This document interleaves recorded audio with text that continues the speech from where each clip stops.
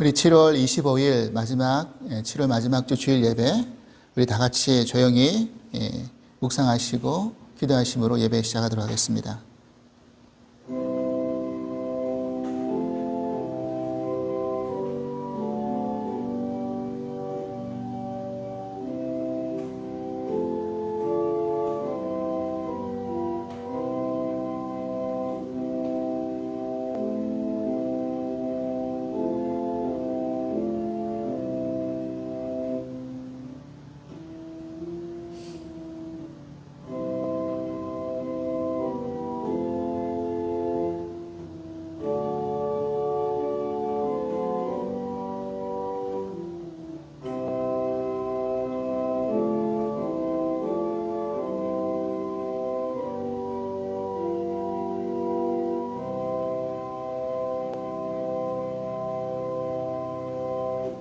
우리 함께 예배 부름 하시겠습니다.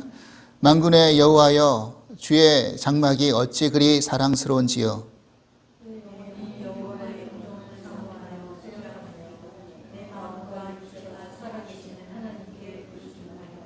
나의 왕, 나의 하나님 만군의 여호와여, 주의 제단에서 참새도 제 집을 얻고 제비도 새끼들 보금자리를 얻었나이다.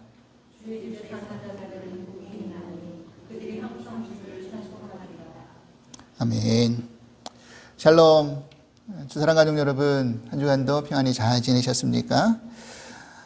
우리가 매주 7시 30분 저녁에 이제 줌을 통해서 성경 공부를 이제 시간을 옮겨서 하고 있습니다. 감사한 것은 그래도 이제 성경 공부가 잘 진행되고 있는데, 그래도 여러분들 또 주변에 혹시나 참여하고 싶으신 분들 계시면 또 안내하시고 알려주셔서 더 많은 분들이 함께 또 공부할 수 있는 시간, 또 우리가 그 기도 공부를 마치고 이제 잠깐 서로를 위해서 중보하는 기도하는 시간도 가지는데, 그래서 성경 공부도 하고 기도하는 시간을 조금 가졌으면 좋겠다라고 생각합니다. 여름이라서 우리가 지금 많이 무덥죠. 그래도 다행스러운 것은 서부 연안 북쪽 지역에는 이제 열돔 현상이 일어나서 정말 많은 피해를 입고 있는데, 여기 LA 쪽 이 근방에는 그래도 그나마 조금 그렇게 아주 무더운 그런 날씨는 아닌 것 같습니다. 그렇다 할지라도 또 아침 저녁으로 기온차가 또 심하기 때문에 특별히 더 건강에 유의하실 수 있길 바랍니다. 지금 일본에서는 도쿄 올림픽이 진행되고 있죠. 이번 올림픽만큼 그렇게 화제가 안 되고 이슈가 되지 않는 올림픽이 있을까 할 정도입니다. 어려운 시국에 1년이 연기돼서 개최된 올림픽이고, 여전히 뭐 비판은 있지만 그것과 상관없이 그것을 위해서 4년 동안 그것만 하나 바라보고 훈련하고 땀 흘린 그런 선수들이 있지 않습니까? 그런 선수들의 우리 노고를 우리가 생각하면서 그래도 함께 응원했으면 좋겠습니다. 비록 관중이 없는 지금 경기장에서 선수들은 경기를 치르고 있지만, 우리가 TV라든지 어떤 뉴스의 소식을 들으면서 특별히 우리 출전한 한국 선수들이 또 좋은 결과 얻을 수 있도록 여러분 기도를 부탁드립니다. 이제 하나님께 함께 찬양 올려드리겠습니다. 찬송가 180장 하나님의 나팔소리, 우리 함께 찬송하시겠습니다.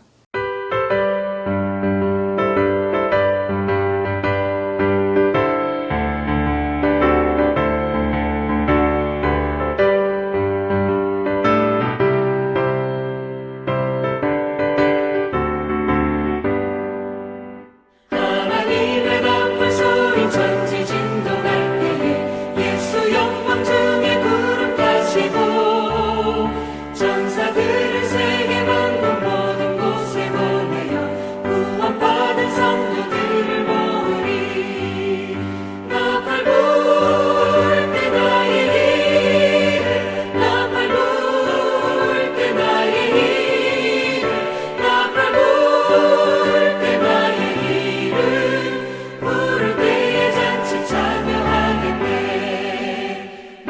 속에 잠자는 자들 때 다시 일어나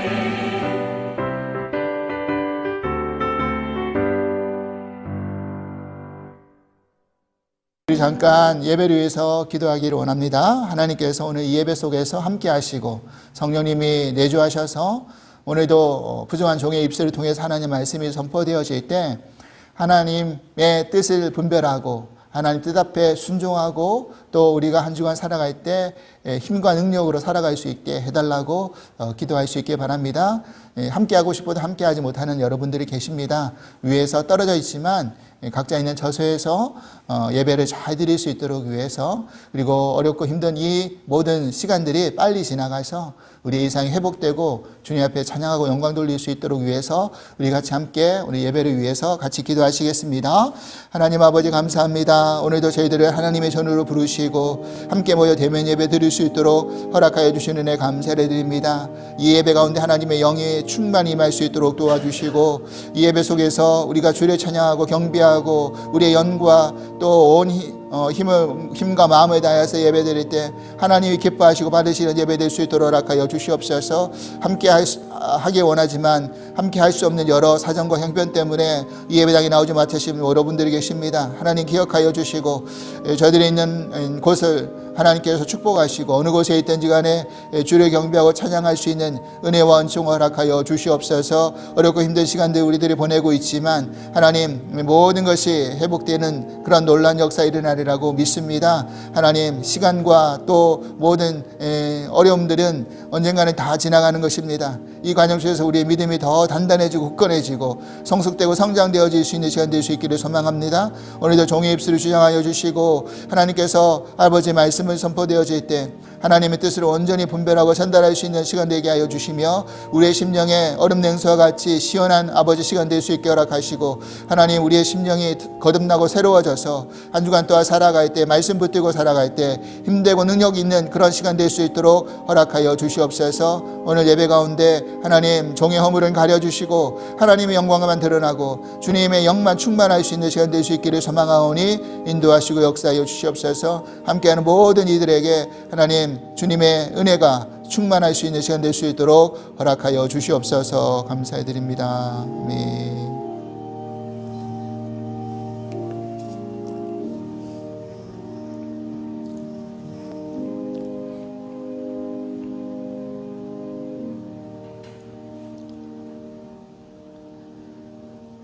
은혜와 사랑의 하나님 감사합니다. 복되고 거룩한 주의 성의를 맞이하여 이렇게 함께 모여 예배드릴 수 있도록 인도해 주시니 감사합니다. 우리의 일상이 조금씩 회복되어 가는 가운데 있습니다. 여전히 두려움과 염려가 우리의 나갈 바를 방해하고 막고 있다 할지라도 하나님의 계획과 때를 따라 모든 것이 온전해지리라고 믿으며 인내하며 저희들의 있는 자리에서 믿음의 그런 모습을 온전히 지켜나갈 수 있도록 인도하여 주시옵소서. 새로운 장소로 옮겨진 이 예배당에서 하나님의 선교가 중단되지 않게 하여 주시고 이곳에서 계획하신 하나님의 뜻이 온전히 이루어지도록 저희들이 손과 발이 되어 온전히 쓰임받을 수 있도록 인도하여 주시옵소서. 무덥고 힘든 날씨에 몸은 지쳐가지만 우리의 영혼은 하나님을 향한 마음이 멀어지지 않도록 온전하게 지켜 주시옵소서. 오늘도 주신 말씀 붙들고 한 주간 살아갈 때 얼음 냉수와 같이 저희 영혼을 시원하게 하여 주시옵고 매 순간 닥쳐오는 문제 앞에 온전히 나갈 바를 알고 이겨나갈 수 있는 힘을 허락하여 주시옵소서. 모든 예배의 순서를 주께 의탁드리오며 예수 그리스도 이름으로 기도합나이다. 아멘.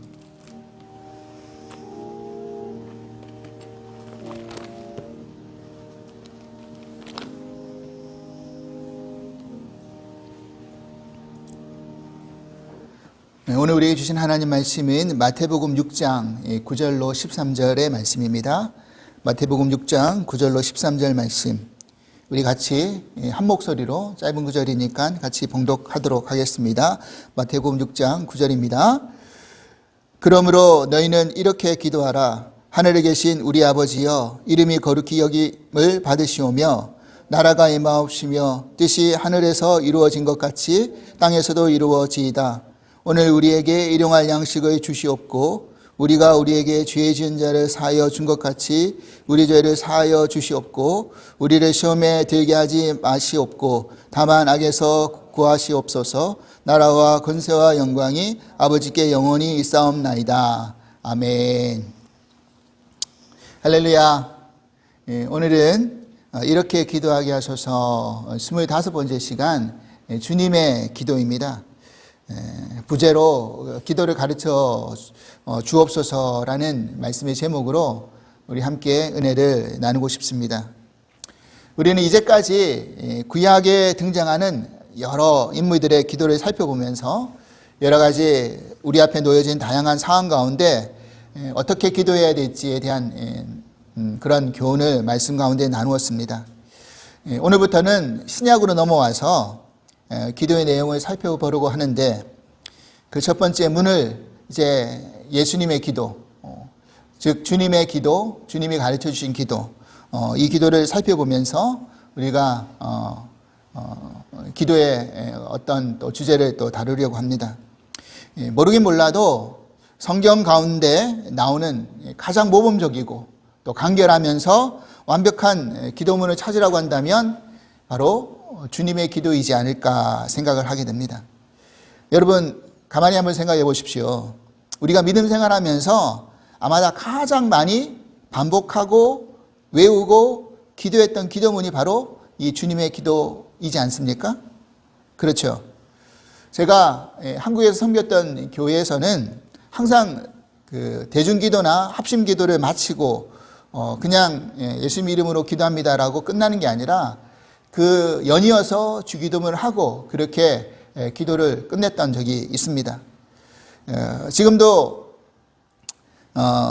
그 예배 순서에 그 주님의 기도가 들어가 있는 그런 교회들이 많이 있죠. 물론 많은 교회들은 또 주님의 기도를 이제 생략하고 그 예배 순서에 넣지 않는 교회들도 많이 있지만 우리가 과거에 대부분의 교회들은 신앙 고백이라든지 주님의 기도 이것을 빠뜨리지 않고 꼭꼭 넣었던 것을 우리는 잘 알 수 있습니다. 지금도 우리가 이 주기도문을 그래서 많이 반복하고 암송하고 외우고 있는 것이겠죠. 그런데 그러다 보니까 우리가 이 주님의 기도문을 마치 의미 없이 읊조리는 그런 주문처럼 생각을 하기도 한다는 것입니다. 우리가 외워서 암송하다 보니 그것을 되뇌일 때마다 우리가 그 의미를 사실은 깊이 생각하지 않죠. 그냥 기억에 떠오르는 대로 흘러가는 대로 우리가 그냥 암송하고 끝낼 뿐이라는 사실입니다. 그래서 성경 가운데 유일하게 예수님께서 우리들에게 가르쳐 주신 기도, 이 주님의 기도인데 이 기도를 한 번쯤 좀 깊이 다뤄보면 어떨까라는 생각을 제가 하게 되었습니다. 그런데 우리가 이제 이렇게 기도하게 하소서라는 지금 시리즈 설교를 하고 있잖아요. 구약의 인물들을 쭉 다뤄왔는데 이제 신약으로 넘어와서 그래도 예수님의 기도가 첫 번째지라는 생각을 하고 이것을 좀 더 깊이 다뤄보면 어떨까. 그래서 오늘 한 시간으로 끝내보는 게 아니라 우리가 진짜 주님의 기도가 우리에게 어떤 의미가 있는지에 대해서 좀 구체적으로 살펴볼 필요가 있겠다라는 생각을 하게 되었습니다. 우리가 이렇게 주기도문을 기도의 출발이자 어떤 모범으로 생각한다면 그냥 일상 우리가 외워서 반복하는 기도문을 끝내는 것이 아니라 그 하나하나의 그 강구에 담겨져 있는 그런 깊은 의미를 우리가 상고해 보면서 그것을 아는 기반으로 앞으로 주기도문을 암송할 때 그 의미를 우리가 암송하면서 그 의미를 곱씹어 보는 것도 중요한 가치가 있다라고 생각을 하게 됩니다. 신약에서 주기도문이 등장하는 성경 본문은 오늘 우리가 읽었던 마태복음 6장과 누가복음 11장 이 두 군데에서 주기도문이 등장을 합니다. 특별히 우리가 사실 암송하고 있는 주기도문은 마태복음 6장에 나오는 주기도문이죠. 누가복음 11장에 나오는 주기도문은 그 마태복음 6장에 비해서 좀 더 요약되어 있고 간결한 그런 주기도문입니다. 많은 성경학자들이 이 주기도문을 분석하면서 이렇게 내놓는 의견 중에 하나는 뭐냐면 이 주기도문 안에 담긴 강구가 6개 내지 한 7개 정도의 강구가 있다라고 그렇게 설명을 해줍니다. 근데 보통 보편적으로는 6개 강구다라고 이야기하시는 분들이 많이 있죠. 그래서 첫 번째 3개의 강구는 하나님께 대한 간구이고 두 번째 3개의 간구는 인간에게 관한 그런 기도고 간구이다. 이렇게 이야기를 합니다. 오늘은 그 간구의 기도를 하나하나 우리가 살펴보는 기 앞서서 분석하기에 앞서서 서론적인 측면에서 예수님이 왜 이 주기도문을 제자들에게 가르쳐 주셨는지, 그리고 기도문을 열 때 이 기도문의 첫 번째에 담겨진 그런 의미가 무엇인지에 대해서 우리가 먼저 서론적으로 한번 이야기를 나누려고 합니다. 오늘 우리가 읽었던 본문에는 언급하고 있지는 않지만 이 누가복음 주기도문에 보면 이 그 주기도문을 사실은 예수님이 먼저 가르쳐 주시려고 했던 게 아니라 제자들의 요청이 먼저 있었다라는 것을 알 수가 있습니다. 누가복음 11장 1절 말씀 우리 같이 한번 읽어보실까요? 누가복음 11장 1절 말씀 같이 읽겠습니다. 나오죠? 네. 예수께서 한 곳에서 기도하시고 마치심에 제자 중 하나가 여짜오되 주여 요한이 자기 제자들에게 기도를 가르치신 것 같이 우리에게도 가르쳐 주옵소서. 아멘. 지금 예수님께서는요 늘 습관에 따라 기도를 하셨죠. 이날도 예수님께서 기도를 하시고 마치신 이후에 나오시는데 제자 중에 한 사람이 예수님께 이런 요청을 하는 겁니다. 요한의 제자들도 요한이 자기의 제자들에게 기도를 가르쳤지 않습니까? 예수님, 우리에게도 그런 기도문이 있었으면 좋겠습니다. 좀 가르쳐 주십시오 라고 요청을 한 것이었습니다. 여기서 요한은 세례 요한을 말하는 것이죠. 여러분들도 잘 아시다시피 세례 요한은 예수님보다 앞서서 회개의 복음을 선포하고 하나님 나라의 도래를 외쳤던 사람이었죠. 사실은 예수님 앞서 나와서 그 주의 길을 예비하는 그런 사명을 완수해야 할 그런 사명을 받은 사람이 세례 요한이었죠. 그래서 그 세례 요한을 따르는 그런 추종자들도 꽤 많이 있었던 것도 사실입니다. 그렇기 때문에 요한이 가지고 있었던 그런 신학적인 사상과 말씀을 요약해서 제자들에게 가르쳐줬던 기도문이 있었던 것 같아요. 뭔지는 모르지만 여기서 우리가 추측해 볼 수 있는 것은 이것을 가르쳐 달라고 요청했던 제자가 오늘 본문에서는 누구인지는 밝히지 않잖아요. 근데 나중에 세례 요한이 죽은 이후에 그 세례 요한 제자 중에 예수님의 제자로 합류했던 그런 사람이 있다라고 생각합니다. 그래서 자신이 배웠던 요한의 제자로 있었을 때 자신이 배웠던 기도문이 떠올렸겠죠. 기도문을 떠올렸겠죠. 그래서 예수님께도 그런 기도문 좀 우리에게도 가르쳐 달라라고 요청하지 않았을까. 저는 이것이 저만의 추측인데 충분히 개연성이 있다라고 생각을 합니다.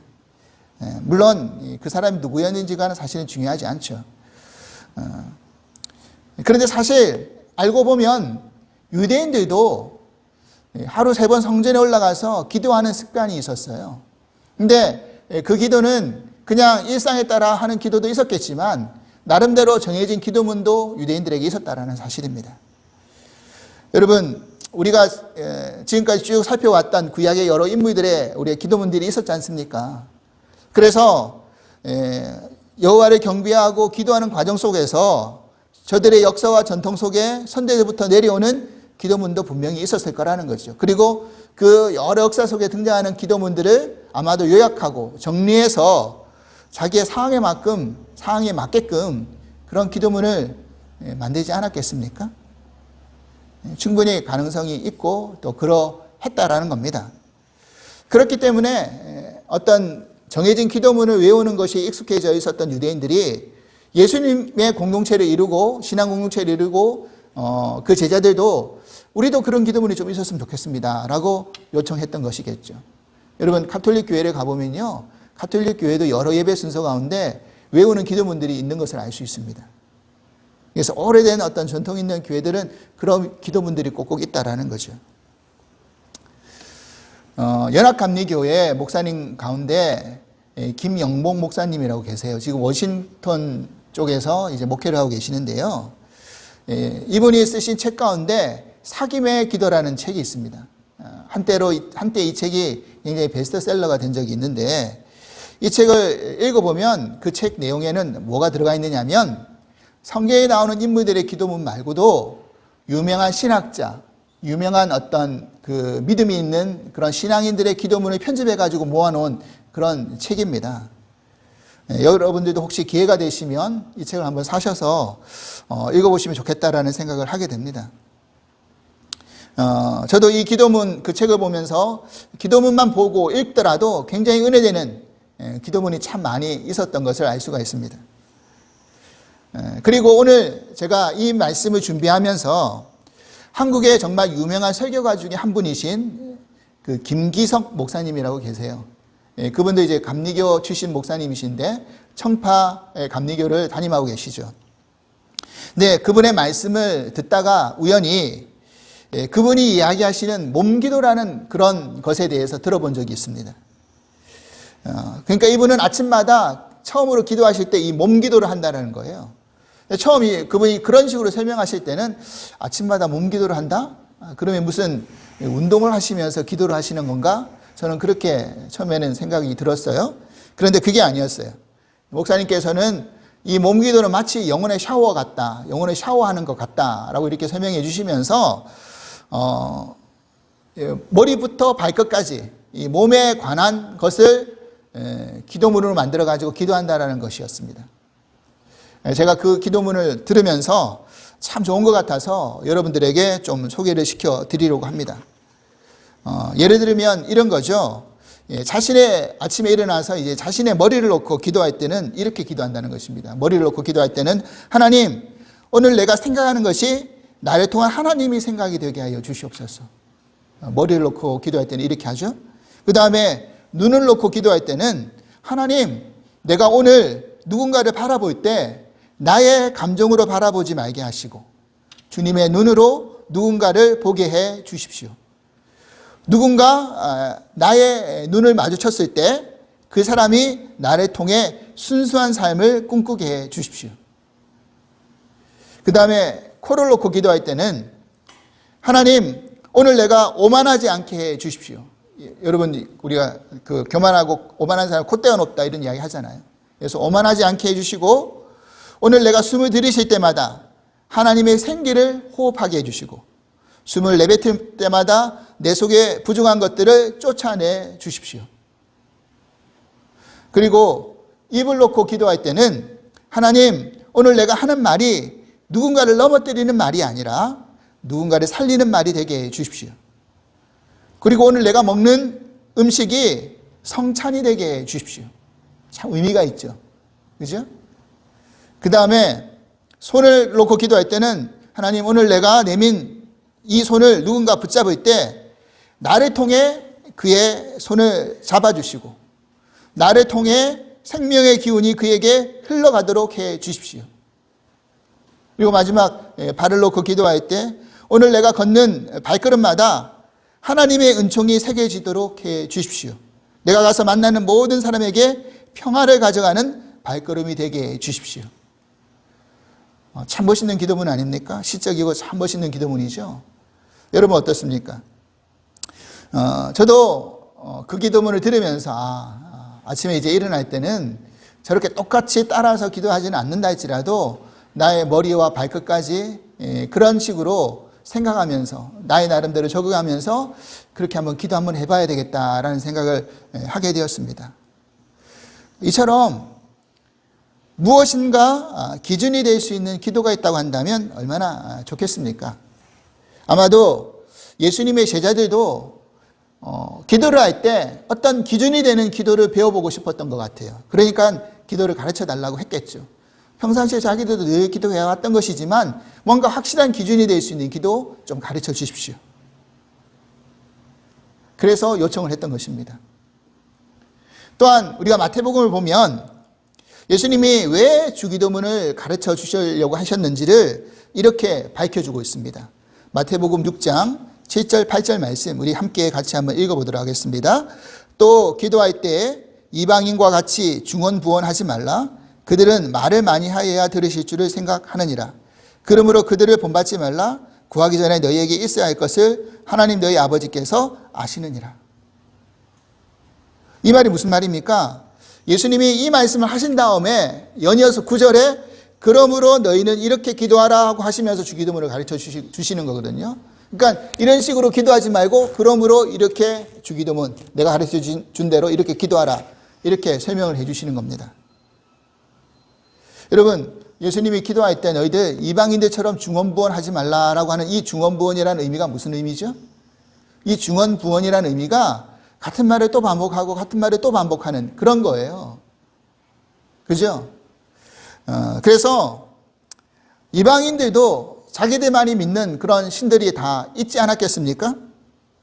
우리가 옛날 어르신들을 우리가 가만히 생각해 보더라도 우물에서 정한수 하나 떠가지고 그 물그릇에 담아서 천지신명이시여 하면서, 그죠?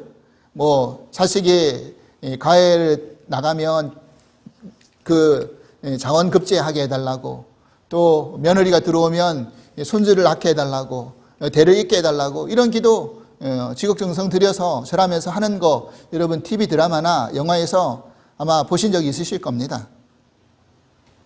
그런데 그렇게 계속 반복해서 기도하는 이유가 뭘까요? 오늘 예수님이 뭐라고 말씀하셨습니까? 저들은 중언부언, 말을 많이 해야지만이 들으실 줄을 생각한다, 이방인들은. 여러분, 우리 기도라는 것이 하나님 들어주실 때까지 끊임없이 무한 반복하면서 말을 많이 해야지 하나님이 들어주시는 걸까요? 그건 아니라는 겁니다. 이방인들은 자기가 절하고 기도하는 대상에 대한 사실은 믿음의 확신이 없었던 것이죠. 그래서 뭔가 정성이 들어가고 많이 말해야지만이 들어주실 거야 라고 생각했던 것 같습니다. 그렇기 때문에 우리가 기도하는 것도 마찬가지라는 거예요. 주기도문도 그러하지만 우리가 의미 없이 그냥 반복적으로 기도하는 것은 그것은 그렇게 훌륭한 기도가 되지 않는다는 것입니다. 내가 기도하는 대상이 누구인지를 확실히 알고 믿고 기도하는 것이 그래서 중요하다는 사실이죠. 오늘 예수님이 무엇이라고 말씀하셨습니까? 예수님께서 하나님은 이미 구하기 전에 우리에게 있어야 될 것을 아신다라고 말씀을 해주셨습니다. 너희가 구하기 전에 이미 내가 너희에게 있을 걸 다 알아. 이 말인즉슨 하나님께서 우리를 그만큼 사랑하시고 그만큼 관심을 가져주신다는 거 아니겠습니까? 부모가 자식에게 관심을 가지고 있으면 말 안 해도 뭐가 필요한지를 알고 챙겨주잖아요.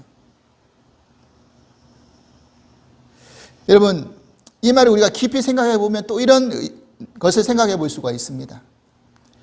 우리는 때로는 기도할 때 그 기도의 응답을 받으면 정말 하나님은 살아계시는구나 이렇게 고백하다가 우리가 기도하는데 그 기도가 응답되지 않으면 하나님은 안 계신 거 아닌가? 라고 생각할 때가 있다는 거예요.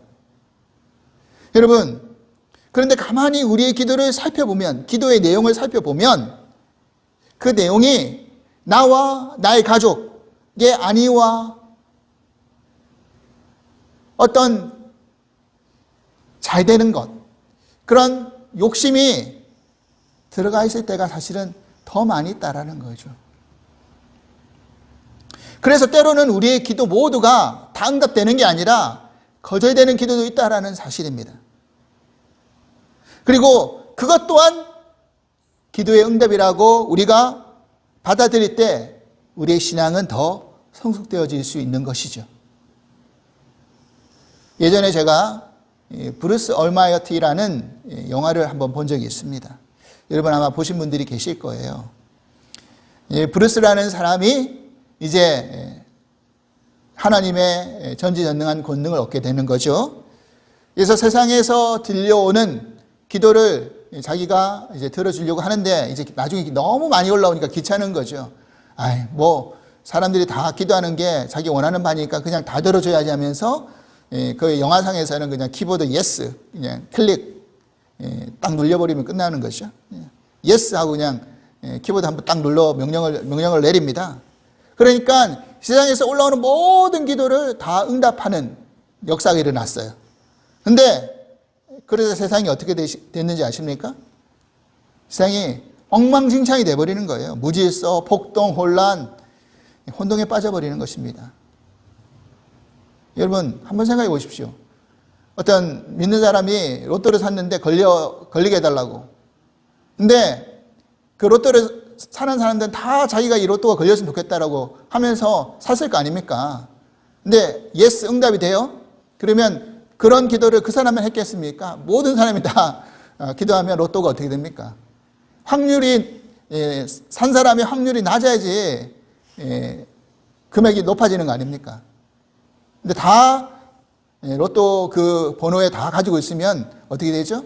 자기가 산 가치도 못하게 되는 거죠. 그러니까 이건 조작이다 하면서 뭐 이런 일들이 일어나지 않겠습니까? 생각해 보면.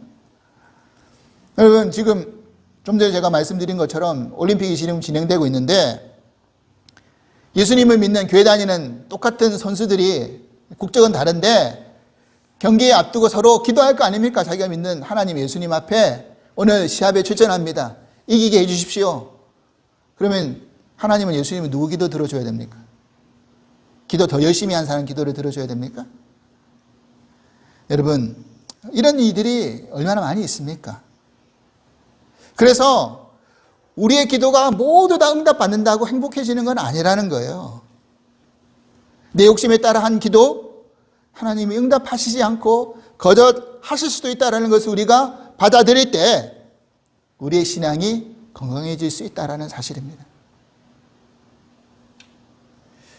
이제 예수님은 이 주기도문의 시작을 이렇게 열고 있습니다. 주기도문의 제일 첫 번째 마태복음에 나오는 구절이 뭡니까? 하늘에 계신 우리 아버지여 라고 시작을 하고 있죠. 하늘에 계신 우리 아버지여. 여기서 이 한 문장 안에 정말 많은 것을 함축하고 있음을 알 수 있습니다. 먼저 우리가 기도하는 그 하나님은, 우리가 기도하는 대상인 그 하나님은 어디에 계시다라고 설명하고 있습니까? 말해주고 계십니까? 하늘에 계신이라고 말씀하고 계시죠. 여기서 그 헬라 원문에 그 하늘이라는 단어를 찾아보면요, 이 하늘이라는 단어가 독특하게도 다른 데서 쓰여지는 하늘은 다 단수인데 여기서만큼은 복수로 쓰여졌어요. 이 말은 하늘이라는 것이, 과거 유대인들이 생각하는 하늘이라는 것이 우리가 생각하는 이런 저기 공간적으로 보여지는 하늘도 있겠지만, 바울이 삼승천에 올라가서 만났던 그런 공간의 하나님, 하나님이 거하시는 영적인 공간의 하늘, 이런 것들이 다 있을 거 아닙니까? 그러니까 그런 것을 다 포함하는 하늘들을 말하는 거죠. 그러니까 이 말은 다시 말해서 어떤 의미가 되느냐면 그런 겁니다. 하나님은 어디에도 계실 수 있는 하나님이시다. 어떤 하나의 한 부분에만 계시는 하나님이 아니다 라는 겁니다. 그러니까 하나님은 무소부지하시다라는 이야기를 하고 계시는 거죠. 하나님은 시간과 공간을 초월해서 계신 분이시기 때문에 우리가 어느 곳에서 기도하건 어느 시간에 기도하건 상관없이 하나님은 그 기도를 들으시는 분이시라는 것입니다. 이게 얼마나 놀라운 사실이고 감사한 일입니까? 이 사실만 바로 붙들고 믿는다고 한다면 어떠한 상황 속에서도 우리가 하나님 앞에 간구할 수 있고 부르짖을 수 있고 또 하나님께서 우리 기도를 들어주신다라는 생각 속에서 우리가 의심치 않고 기도할 수 있는 것이죠. 또한 우리가 기도하는 대상이 하나님이시지만 그분이 어떤 분이심을 밝히고 있습니까? 하늘에 계신 우리 아버지여라고 밝히고 있죠. 아버지여. 하나님을 아버지라고 가르쳐주고 계십니다. 여러분, 이게 얼마나 놀랍고 감격스러운 사실인지 모릅니다.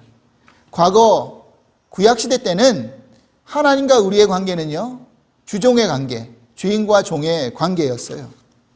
물론 주인과 종의 관계의 개념은 시장에 넘어와서 달라지지는 않았습니다. 무슨 말이냐면 주님이란 말이 결국 My Lord란 말이 하나님이 나의 인생의 주인임을 고백하는 말이기 때문에 그것은 당연히 해야 할 고백이죠. 하나님은 나의 인생의, 나의 삶의 주인이십니다. 그죠? 하지만 그 관계가 거기서 끝난 게 아니라 한 단계 더 나아가서 하나님과 우리의 관계를 발전시켜주고 계시는 거죠. 그게 뭡니까? 바로 아버지와 아들의 관계. 어머니와 딸의 관계는 없습니까? 이렇게 질문하지 않으셨으면 좋겠어요. 예, 그런 어떤 단순한 어떤 남녀의 차별 속에서 아버지와 아들로 말해놓은 게 아니라 하나님과 자녀의 관계를 이렇게 설명한 것이죠. 여러분, 이게 얼마나 놀라운 특권입니까? 내 아버지가 누구이시냐가 중요하죠. 옛날에 한국에 한때 유명했던 영화 가운데 친구라는 영화가 있었던 것 같아요. 제목이 친구인지 정확하게 기억이 안 나는데 하여튼 거기에 유명한 영화 대사가 있습니다. 그 담임 선생님이 학생을 체벌하면서 뭐라고 물어보냐면 네 아버지 뭐 하시노? 이렇게 물어보거든요. 그 아버지가 뭐 하느냐에 따라서 학생을 대하는 태도가 달라지는 거죠, 선생님들도. 제가 처음 교회를 나갔을 때 사실 제일 어색한 게 뭐였냐면요, 하나님을 아버지라고 부르고 기도하는 거죠. 말씀을 전하는 겁니다. 그럼 저는 그때 초신자였기 때문에 분명히 아버지는 우리 집에 계신데 왜 여기서 또 교회에서 아버지라고 또 부르는 거지? 왜 하나님을 아버지라고 불러야 되는 거지? 이게 좀 익숙치 않았어요. 아마 여러분 모태신앙이었다고 한다면 그런 게 아마 상관이 없었겠죠. 하지만 저는 모태신앙이 아니었기 때문에 그랬던 것 같아요. 그리고 보통 이제 종교 광신도라든지 공산주의에 가보면 어버이 수령님 이렇게 부르잖아요. 교주, 영생교 교주를 아버지라고 부르잖아요. 그러니까 그런 게 아마 부정적인 이미지가 있었던 것 같아요. 그래서 신앙이 어릴 때는 그게 좀 이상하게 들렸던 것 같습니다. 잘 받아들여지지 않았고요. 그런데 이제 하나님을 깊이 알게 되니까, 믿게 되니까 정말 하나님을 아버지라고 부를 수 있다는 것이 얼마나 소중하고 큰 특권인지를 깨닫게 된 것이었습니다. 그리고 더 나아가서 여기서 우리가 그 아버지 앞에 놓여진 한 단어를 한 번 더 주목해 볼 필요가 있습니다. 뭐라고 해야 되냐면 하늘에 계신 아버지여가 아니라 누가복음은 그냥 아버지여라고만 되어 있거든요, 주기도문에는요. 근데 마태복음에는 한 자리 더 추가했어요. 한 단어를. 뭘 추가했습니까?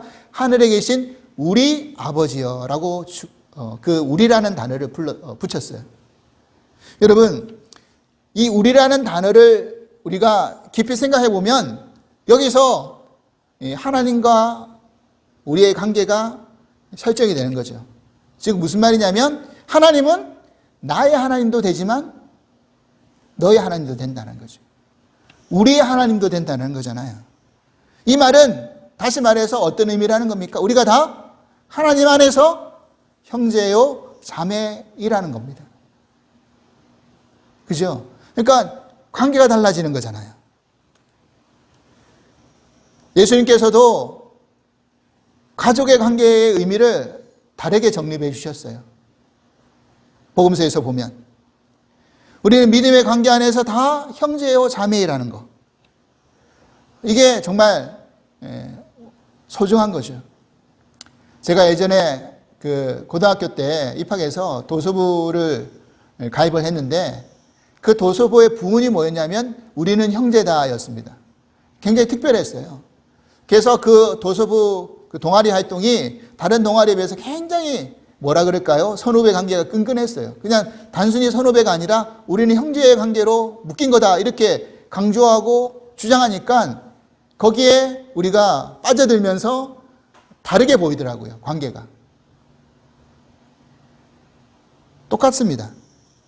여러분, 우리가 믿음 생활하면서 우리가 형제요 자매인 것을 안다면 여기서 반목하고 제시하고 다투고 싸우는 관계로 하나 앞에 서서는 안 된다는 사실을 우리는 기억해야 됩니다. 물론 가족 안에서도 서로 다투기도 하고 싸우기도 하죠. 하지만 갈라지진 않잖아요. 안 보지는 않잖아요. 요한일서 5장 1절 말씀 보면 이렇게 되어 있습니다. 예수께서 그리스도이심을 믿는 자마다 하나님께로부터 난 자니 또한 나으신 이를 사랑하는 자마다 그에게서 난 자를 사랑하느니라. 그죠? 예수를 그리스도로 믿으면 우리는 다 하나님으로부터 난 가족이라는 거예요. 그러니까 난 자를 사랑하는 것이 당연하다는 거죠. 그렇습니다. 저희는 특별히 작은 선교 교회이죠. 작은 교회입니다. 그렇기 때문에 때로는 가족 공동체의 일원 같아요. 사실은 그래요. 그래서 저희는 주사랑 가족 여러분이라고 이렇게 제가 광고를 드릴 때나 이렇게 할 때는 그렇게 말씀을 드리잖아요. 여러분 어떻게 보면 실제 가족들보다 더 자주 만나기도 합니다. 더 자주 대화할 때도 있어요. 그렇잖아요. 예전에는 우리가 새벽 예배 주중에 계속 새벽 예배 드릴 때는요 매일 만나는 관계잖아요. 거의 일주일에 한 5번은 만나잖아요. 그죠? 어떻게 보면 뭐 내 품에 난 아들들 자식들도 독립해서 떠나면 일주일에 5번 못 보잖아요. 뭐 한 달에 한 번 떠나버리면 기념일, 어버이날, 뭐 추수감사절, 성탄절, 뭐 이런 특별한 뭐 생일 이런 날 말고는 만나기도 어려워요. 그죠? 근데 교회 안에서 이렇게 만나니 가족들보다 더 자주 만나고 더 깊은 대화를 하기도 하고 힘들면 같이 위로해주고 슬프면 같이 아파해주고 기쁘면 같이 기뻐해주고 어떻게 보면 가족보다 더 친밀한 관계 아닙니까? 사랑하는 여러분, 그렇기 때문에 교인수 많고 정말 서로 챙기기도 어렵고 이름도 잘 모르는 그런 단계의 교회만 부러워하지 마시고 지금 작은 공동체를 이루고 있을 때 서로 위에서 중보하고 아껴주고 그리고 사랑했으면 좋겠습니다. 이제 우리가 기도하는 하나님이 어떤 하나님인지를 우리가 알았기 때문에 우리가 하나님 앞에 어떻게 기도를 시작하고 나아가야 될지 그 바른 믿음 생활의 모습 우리가 다시 한번 깨달을 수 있습니다. 오늘 주기도문의 첫 번째 서론의 문을 열었는데 우리가 늘 외웠던 반복했던 또 알고 있던 이 기도문에 우리가 그 깊은 의미를 다시 한번 새겨보면서 하나님이 예수님이 가르쳐주신 기도가 우리의 기도 속에서 어떤 의미로 작용할지를 깊이 한번 더 알아나갈 수 있는 은혜의 시간이 될 수 있기를 주님을 간절히 기도합니다. 기도하겠습니다. 하나님 아버지 감사합니다. 오늘도 복된 주일을 허락하시고 또 말씀 안에서 주님이 가르쳐 주신 기도의 의미에 대해서 살펴보게 하시니 감사합니다. 우리에게는 기도의 기준이 필요할 때도 있습니다.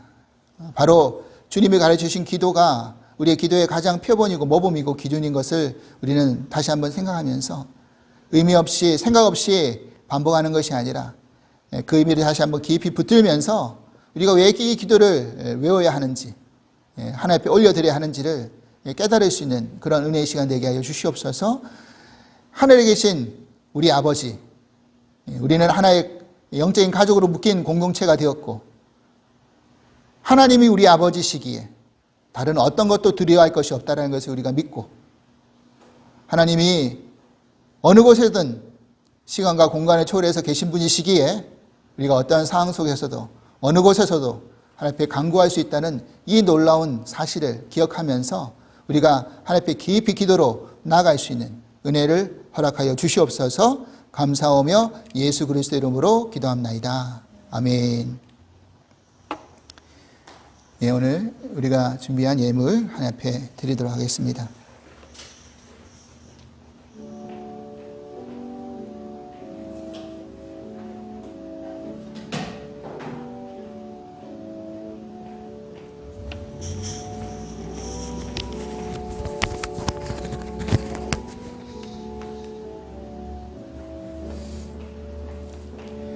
내게 있는 모든 것을 아낌없이 드리네.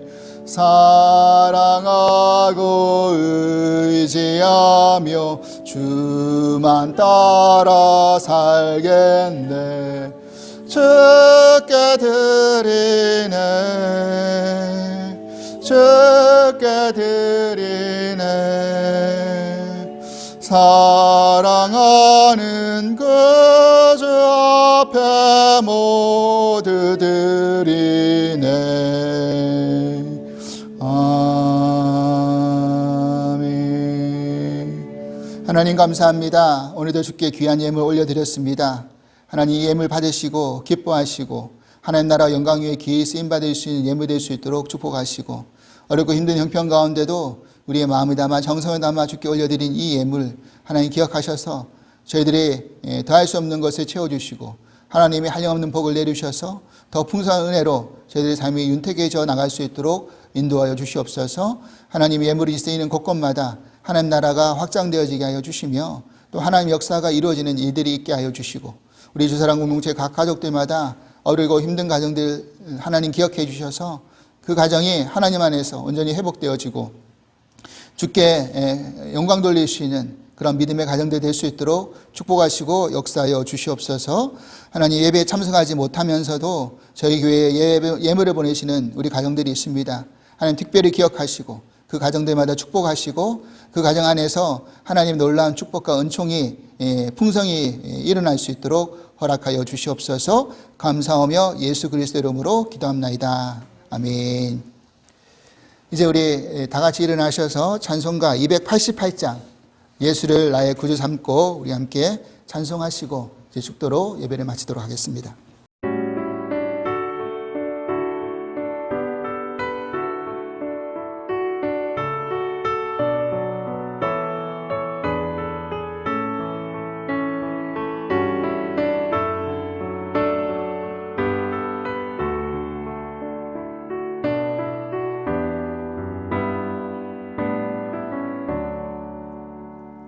예수를 나의 구주 삼고 성령과 피로써 거듭나니 이 세상에서 내 영혼이 하늘의 영광 누리도다. 이것이 나의 간증이요 이것이 나의 찬송일세. 나 사는 동안 끊임없이 구주를 찬송하리로다. 온전히 주께 맡긴 내 영 사랑의 음성을 듣는 주에 천사들 왕래하는 것과 하늘의 영광 보리로다. 이것이 나의 간증이요 이것이 나의 찬송일세. 나 사는 동안 끊임없이